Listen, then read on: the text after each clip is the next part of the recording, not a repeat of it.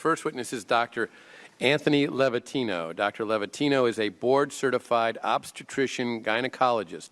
Over the course of his career, Dr. Levatino has practiced obstetrics and gynecology in both private and university settings, including as an associate professor of OB/GYN at the Albany Medical College. And Dr. Levatino, we'll begin with you. Welcome. Thank you, Chairman and members of the committee.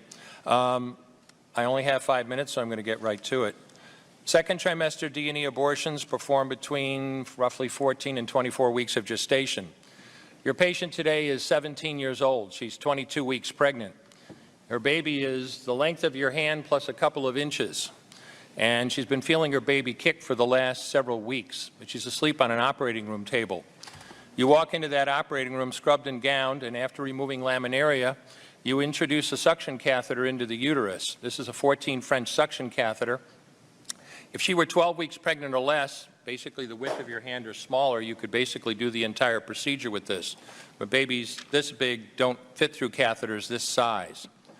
After suctioning the amniotic fluid out from around the baby, you introduce an instrument called a Sofer clamp.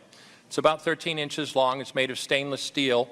The business end of this clamp is about 2.5 inches long and 1/2 inch wide. There are rows of sharp teeth. This is a grasping instrument. When it gets a hold of something, it does not let go. A D&E procedure is a blind abortion, so picture yourself introducing this and grabbing anything you can blindly and pull, and I do mean hard, and out pops a leg about that big, which you put down on the table next to you. Reach in again, pull out an arm about the same length, which you put down on the table next to you, and use this instrument again and again to tear out the spine, the intestines, the heart and lungs. Head on the baby that size is about the size of a large plum.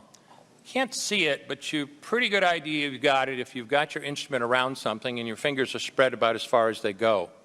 You know you did it right if you crush down on the instrument and white material runs out of the cervix. That was the baby's brains. Then you could pull out skull pieces. And you have a day like I had a lot of times. Sometimes a little face comes back and stares back at you. Congratulations, you just successfully performed a second trimester D&E abortion. You just affirmed her right to choose. Why did you end your practice of doing abortions? I did over 1,200 abortions over a 4-year period in private practice, not counting the ones that I did during my training. I met my wife during my first year of training at Albany Medical Center. We got married about a year later and found that we had an infertility problem. After years of failed infertility treatment and several years trying to adopt a child, we were blessed with adopting a little girl that we named Heather in August of 1978. As sometimes happens in those situations, my wife got pregnant the very next month, and we had 2 children 10 months apart. 2 months short of my daughter Heather's 6th birthday, she was killed in an auto accident and literally died in her arms in the back of an ambulance. Anyone who has children might think they have some idea of what that feels like, but unless you've been through it yourself, you have no idea whatsoever. I know people find it hard to believe, but what do you do after disaster? You bury your child and then you go back to your life.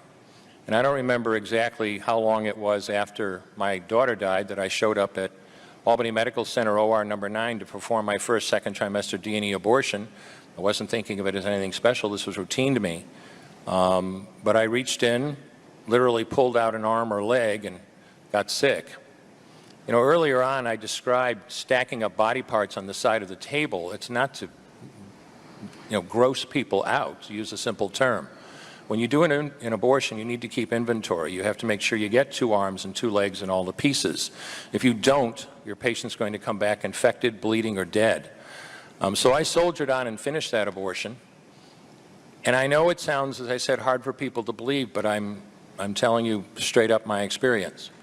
You know, after over 1,200 abortions, first and second trimester up to 24 weeks and all the rest of it, and being very dedicated to it, for the first time in my life, I really looked. I really looked at that pile of body parts on the side of the table.